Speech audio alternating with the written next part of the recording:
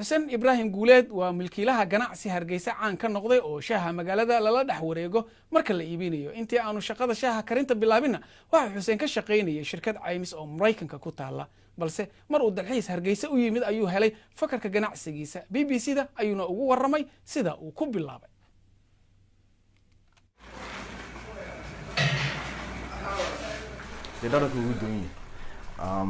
marka tii koowaad kuwa kamid ah fikrad waxa uu dhaliyay waxay ahayd suuqani waan geli jiray sambuusi waan cuni jiray shaahi waan cabi jiray waxaan arkay meherad walba markaad ka tagtaan aad ugu tagtaan shaahiyaashu kala duwan yihiin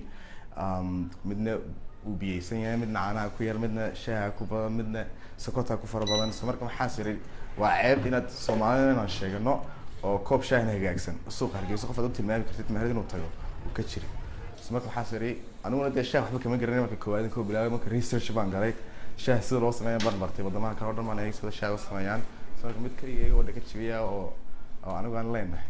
marka sameeyo aan dadkii ku dhadhamiyay hatta magaca dhaka jibiya xaga bukeemi oday xagaas meel iska fariyo qeyreen koob shaah inuu shubo yiri alla kan waa dhaka jibiya buu yiri Soomaaliga ma garanay waxa ku dhaka jibiya muxuu ahaa uu yiri dhaka jibiya waa Soomaali waa macnaheed waa koobka shaah qacda iska ka siiyo subaxdii oo indhaha ku dilaacay أنا ما قاعد في إنجليز ده كام بان لا هلا محروني ولا كتشوي بان ونو بحنا نابو مريكا ما كتشوي ما حكش خيني كمبيني ولا شيء سكلا يدو عينس كا أو من صوته كي مسا عينس حاجة بانو يميد الحيس إن ريكا يسوع يجو حنا كي كون عيال كسوق تشوي برت كانت الشاي كوسيتي سواء كفريكات حاجة حب يجو دلنا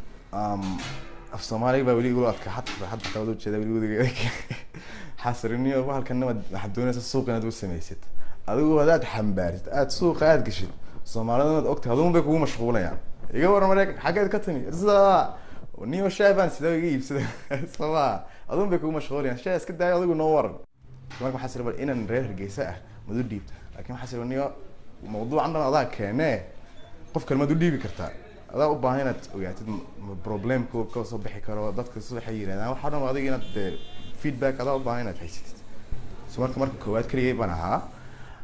meel walba ma gaari karin dalabku wuu jiray laakiin haddana alxamdulillah 6 bilood 7 bilood dhaxdood ilaa 17 qof waan la wada gelin waan shaqeynaa gaari baan haynaa ilaa daama kale oo dhan waan gaarnaa iyo qorsheenin muxuu yahay insha Allah hadda sanadkan soo socda dhamaadkiisa inaan